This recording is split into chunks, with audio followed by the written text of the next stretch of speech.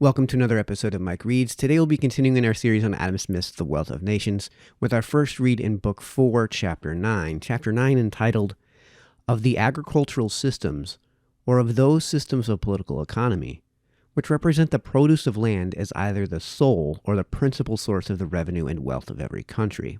The chapter is pretty long, so we'll have to break this up into, I think it's going to be 3 reads, so without further ado. Of the agricultural systems, or of those systems of political economy, which represent the produce of land as either the sole or the principal source of the revenue and wealth of every country. The agricultural systems of political economy will not require so long an explanation as that which I have thought it necessary to bestow upon the mercantile or commercial system. That system which represents the produce of land as the sole source of the revenue and wealth of every country has, so far as I know, never been adopted by any nation, and it at present exists only in the speculations of a few men of great learning and ingenuity in France. It would not, surely, be worthwhile to examine at great length the errors of a system which never has done and probably never will do any harm in any part of the world. I shall endeavor to explain, however, as distinctly as I can, the great outlines of this very ingenious system. Mr. Colbert, the famous minister of Louis XIV, was a man of probity, of great industry and knowledge of detail, of great experience and acuteness in the examination of public accounts, and of abilities, in short, every way fitted for introducing method and good order into the collection and expenditure of the public revenue. That minister had unfortunately embraced all the prejudices of the mercantile system, in its nature and essence a system of restraint and regulation, and such as could scarce fail to be agreeable to a laborious and plodding man of business, who had been accustomed to regulate the different departments of public offices, and to establish the necessary checks and controls for confining each to its proper sphere. The industry and commerce of a great country have endeavored to regulate upon the same model as the departments of a public office, and instead of allowing every man to pursue his own interest his own way, upon the liberal plan of equality, liberty, and justice, he bestowed upon certain branches of industry extraordinary privileges, while he laid others under as extraordinary restraints. He was not only disposed, like other European ministers, to encourage more the industry of the towns than that of the country, but in order to support the industry of the towns, he was willing to even depress and keep down that of the country. In order to render provisions cheap to the inhabitants of the towns, and thereby to encourage manufactures and foreign commerce, he prohibited altogether the exportation of corn, and thus excluded the inhabitants of the country from every foreign market, for by far the most important part of the produce of their industry. This prohibition, joined to the restraints imposed by the ancient provincial laws of France upon the transportation of corn from one province to another, and to the arbitrary and degrading taxes which are levied upon the cultivators in almost all the provinces, discouraged and kept down the agriculture of that country very much below the state to which it would naturally have risen in so very fertile a soil and so very happy a climate. This state of discouragement and depression was felt more or less in every different part of the country, and many different inquiries were set on foot concerning the causes of it. One of those causes appeared to be the preferences given by the institutions of Mr. Colbert to the industry of the towns above that of the country. If the rod be bent too much one way, says the proverb, in order to make it straight, you must bend it as much the other. The French philosophers, who have proposed the system which represents agriculture as the sole source of the revenue and wealth of every country, seem to have adopted this proverbial maxim, and, as in the plans of Mr. Colbert, the industry of the towns was certainly overvalued in comparison with that of the country, so in their system it seems to be as certainly undervalued. The different orders of people who have ever been supposed to contribute in any respect towards the annual produce of the land and labor of the country, they divide into 3 classes. The first class is the class of the proprietors of land. The second is the class of the cultivators, of farmers and country laborers, whom they honor with the peculiar appellation of the productive class. The third is the class of artificers, manufacturers, and merchants, whom they endeavor to degrade by the humiliating appellation of the barren or unproductive class. The class of proprietors contributes to the annual produce by the expense which they may occasionally lay out upon the improvements of the land, upon the buildings, drains, enclosures, and other ameliorations, which they may either make or maintain upon it, and by means of which the cultivators are enabled, with the same capital, to raise a greater produce and consequently to pay a greater rent. This advanced rent may be considered as the interest or profit due to the proprietor upon the expense or capital which he thus employs in the improvement of his land. Such expenses are in this system called ground expenses, dépenses foncières. The cultivators or farmers contribute to the annual produce by what are in this system called the original and annual expenses. I'm not going to try to read the French, which they lay out upon the cultivation of the land. The original expenses consist in the instruments of husbandry, in the stock of cattle, in the seed, and in the maintenance of the farmer's family, servants, and cattle, during at least a great part of the first year of its occupancy, or till he can receive some return from the land. The annual expenses consist in the seed, in the wear and tear of the instruments of husbandry, and in the annual maintenance of the farmer's servants and cattle, and of his family too, so far as any part of them can be considered as servants employed in cultivation. That part of the produce of land which remains to him after paying the rent ought to be sufficient, first, to replace him within a reasonable time, at least during the term of his occupancy, the whole of his original expenses, together with the ordinary profits of stock, and, secondly, to replace to him annually the whole of his annual expenses, together likewise with the ordinary profits of stock. Those two sorts of expenses are two capitals which the farmer employs in cultivation, and unless they are regularly restored to him, together with a reasonable profit, he cannot carry on his employment upon a level with other employments, but, from a regard to his own interest, must desert it as soon as possible and seek some other.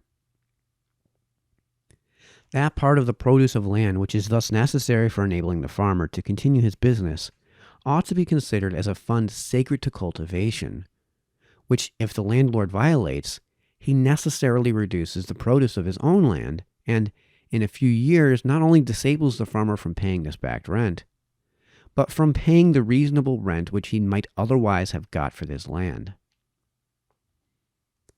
The rent which properly belongs to the landlord is no more than the neat produce which remains after paying in the completest manner all the necessary expenses which must be previously laid out in order to raise the gross or the whole produce.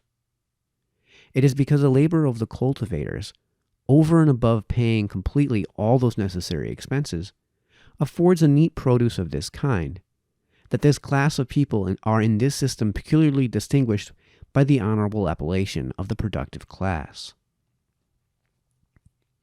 Their original and annual expenses are for the same reason called, in this system, productive expenses, because, over and above replacing their own value, they occasion the annual reproduction of this neat produce. The ground expenses, as they are called, or what the landlord lays out upon the improvement of his land, are in this system too honored with the appellation of productive expenses. Till the whole of those expenses, together with the ordinary profits of stock, have been completely repaid to him by the advanced rent which he gets from his land, that advanced rent ought to be regarded as sacred and inviolable, both by the church and by the king, ought to be subject neither to tithe nor taxation. If it is otherwise, by discouraging the improvement of land, the church discourages the future increase of her own tithes, and the king the future increase of his own taxes. As in a well-ordered state of things, therefore, those ground expenses, over and above reproducing in the completest manner their own value, occasion likewise after a certain time a reproduction of a neat produce, they are in this system considered as productive expenses.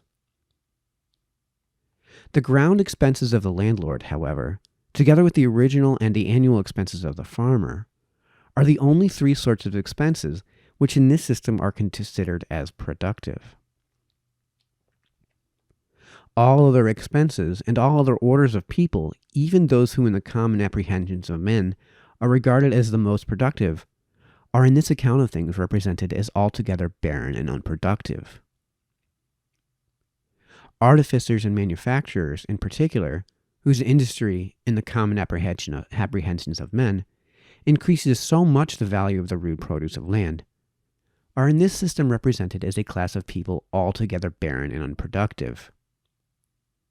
Their labor, it is said, replaces only the stock which employs them, together with its ordinary profits. That stock consists in the materials, tools, and wages advanced to them by their employer, and is the fund destined for their employment and maintenance. Its profits are the fund destined for the maintenance of their employer. Their employer, as he advances to them the stock of materials, tools, and wages necessary for their employment, so he advances to himself what is necessary for his own maintenance, and this maintenance he generally proportions to the profit which he can expect to make by the price of their work. Unless its price repays to him the maintenance which he advances to himself, as well as the materials, tools, and wages which he advances to his workmen, it evidently does not repay to him the whole expense which he lays out upon it. The profits of manufacturing stock, therefore, are not, like the rent of land, a neat produce which remains after completely repaying the whole expense which must be laid out in order to obtain them. The stock of the farmer yields him a profit as well as that of the master manufacturer, and it yields a rent likewise to another person, which that of the master manufacturer does not.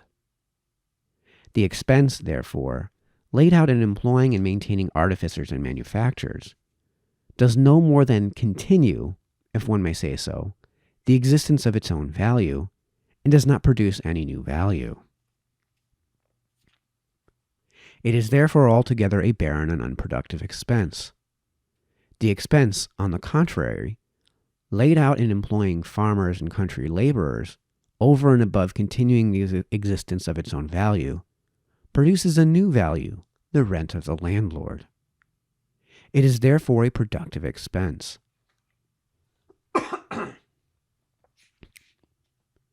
Mercantile stock is equally barren and unproductive with manufacturing stock. It only continues the existence of its own value without producing any new value. Its profits are only the repayment of the maintenance which its employer advances to himself during the time that he employs it, or till he receives the returns of it. They are only the repayment of a part of the expense which must be laid out in employing it. The labor of artificers and manufacturers never adds anything to the value of the whole annual amount of the rude produce of the land. It adds indeed greatly to the value of some particular parts of it, but the consumption which in the meantime it occasions of other parts is precisely equal to the value which it adds to those parts, so that the value of the whole amount is not, at any one moment of time, in the least augmented by it. The person who works the lace of a pair of fine ruffles, for example, will sometimes raise the value of perhaps a pennyworth of flax to 30 pounds sterling. But though at first sight he appears thereby to multiply the value of a part of the rude produce about 7,200 times, he in reality adds nothing to the value of the whole annual amount of the rude produce. The working of that lace cost him perhaps 2 years' labor. The 30 pounds which he gets for it when it is finished is no more than the repayment of the subsistence which he advances to himself during the 2 years that he is employed about it. The value which, by every days, months, or year's labor, he adds to the flax does no more than replace the value of his own consumption during that day, month, or year. At no moment of time, therefore, does he add anything to the value of the whole annual amount of the rude produce of the land. The portion of that produce which he is continually consuming being always equal to the value which he is continually producing. The extreme poverty of the greater part of the persons employed in this expensive, though trifling manufacture, may satisfy us that the price of their work does not in ordinary cases exceed the value of their subsistence. It is otherwise with the work of farmers and country laborers. The rent of the landlord is a value which in ordinary cases is continually producing, over and above replacing, in the most complete manner, the whole consumption, the whole expense laid out upon the employment and maintenance both of the workmen and of their employer.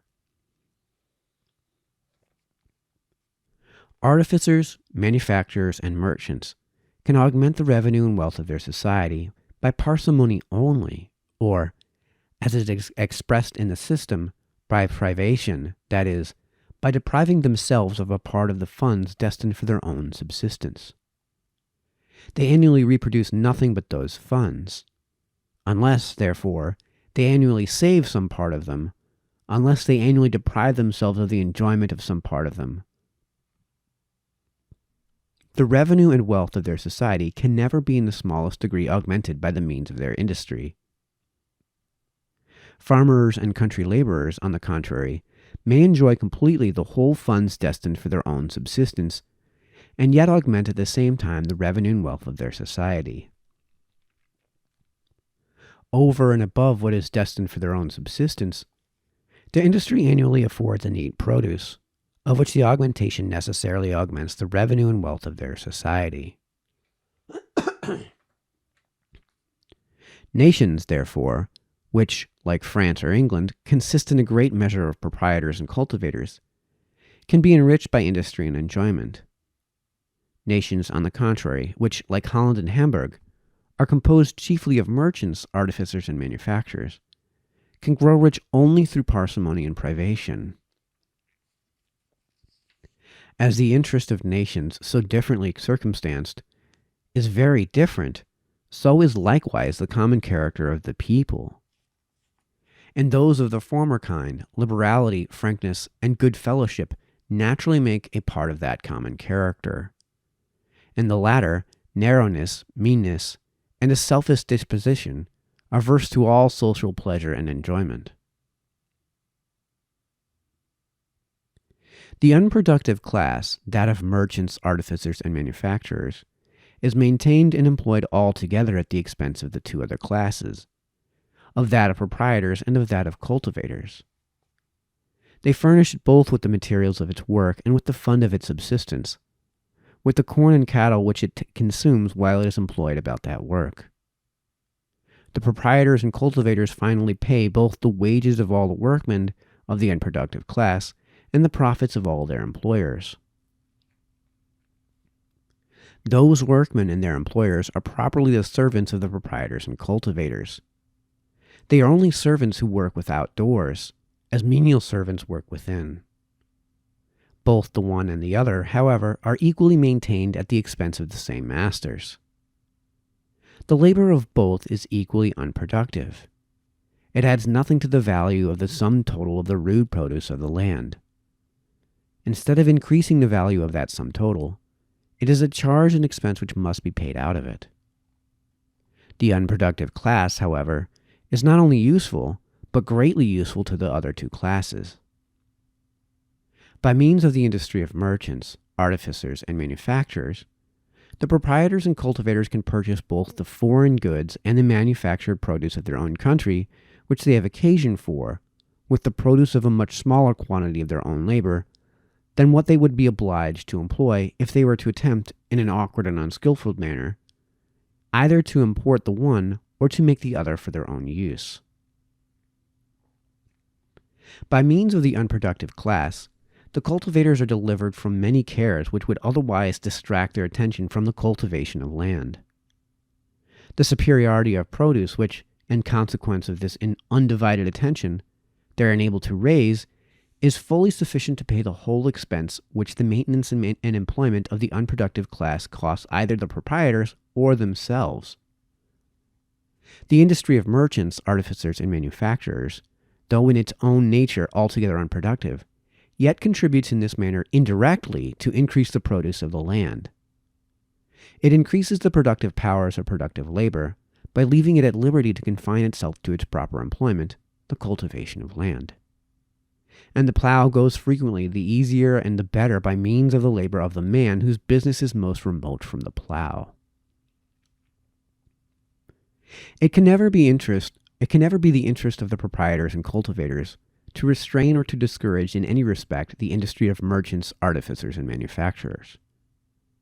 The greater the liberty which this unproductive class enjoys, the greater will be the competition in all the different trades which compose it, and the cheaper will the other two classes be supplied, both with foreign goods and with the manufactured produce of their own country.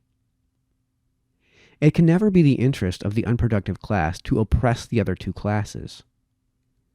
It is the surplus produce of the land, or what remains after deducting the maintenance first of the cultivators and afterwards of the proprietors, that maintains and employs the unproductive class.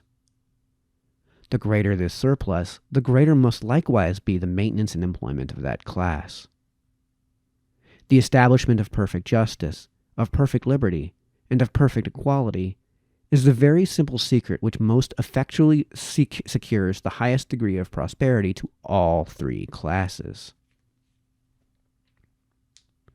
The merchants, artificers, and manufacturers of those mercantile states which, like Holland and Hamburg, consist chiefly of this unproductive class, are in the same manner maintained and employed altogether at the expense of the proprietors and cultivators of land. The only difference is that those proprietors and cultivators are, the greater part of them, placed at a most inconvenient distance from the merchants, artificers, and manufacturers, whom they supply with the materials of their work and the fund of their subsistence, are the inhabitants of other countries and the subjects of other governments. Such mercantile states, however, are not only useful, but greatly useful to the inhabitants of those other countries.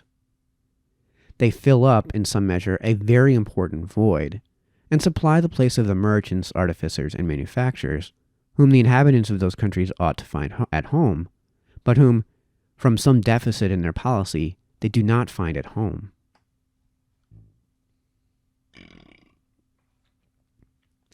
It can never be the interest of those landed nations, if I may call them so, to discourage or distress the industry of such mercantile states by imposing high duties upon their trade, or upon the commodities which they furnish.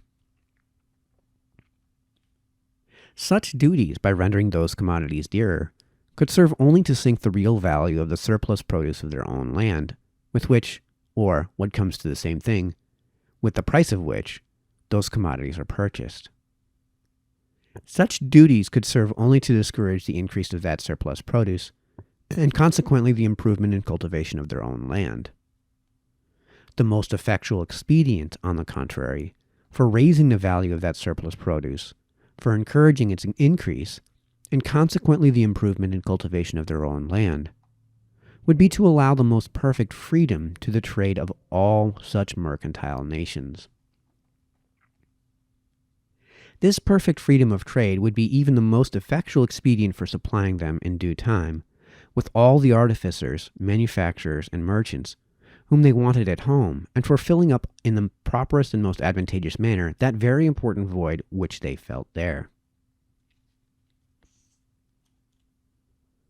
The continual increase of the surplus produce of their land would, in due time, create a greater capital than what could be employed with the ordinary rate of profit in the improvement and cultivation of land. And the surplus part of it would naturally turn itself to the employment of artificers and manufacturers at home. But those artificers and manufacturers, finding at home both the materials of their work and the fund of their subsistence, might immediately, even with much less art and skill, be able to work as cheap as the like artificers and manufacturers of such mercantile states, who had both to bring from a great distance. Even though, from want of art and skill, they might not for some time be able to work as cheap, yet, finding a market at home, They might be able to sell their work there as cheap as that of the artificers and manufacturers of such mercantile states, which could not be brought to that market but from so great a distance. And as their art and skill improved, they would soon be able to sell it cheaper. The artificers and manufacturers of such mercantile states, therefore, would immediately be rivaled in the market of those landed nations, and soon after undersold and justled out of it altogether. The cheapness of the manufactures of those landed nations, in consequence of the gradual improvements of art and skill, would, in due time, extend their sale beyond the home market, and carry them to many foreign markets from which they would in the same manner gradually justle out many of the manufactures of such mercantile nations.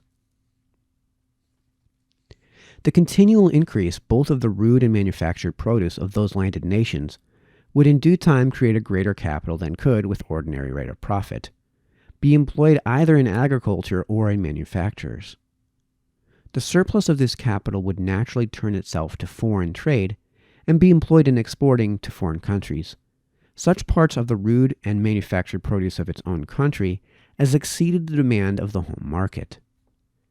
In the exportation of the produce of their own country, the merchants of the landed nation would have an advantage of the same kind over those of mercantile nations, which its artificers and manufacturers had over the artificers and manufacturers of such nations. The advantage of finding at home that cargo and those stores and provisions which the others were obliged to seek for at a distance. With inferior art and skill in navigation, therefore, they would be able to sell that cargo as cheap in foreign markets as the merchants of such mercantile nations, and with equal art and skill, they would be able to sell it cheaper. They would soon, therefore, rival those mercantile nations in this branch of foreign trade, and in due time would justle them out of it altogether. According to this liberal and generous system, therefore, the most advantageous method in which a landed nation can raise up artificers, manufacturers, and merchants of its own is to grant the most perfect freedom of trade to the artificers, manufacturers, and merchants of all other nations. It thereby raises the value of the surplus produce of its own land, of which the continual increase gradually establishes a fund, which in due time necessarily raises up all the artificers, manufacturers, and merchants whom it has occasion for. All right, that looks like a good stopping point. We will continue with our next read in Adam Smith's The Wealth of Nations with our second read in Book 4, Chapter 9. So until then, this has been Mike, signing off.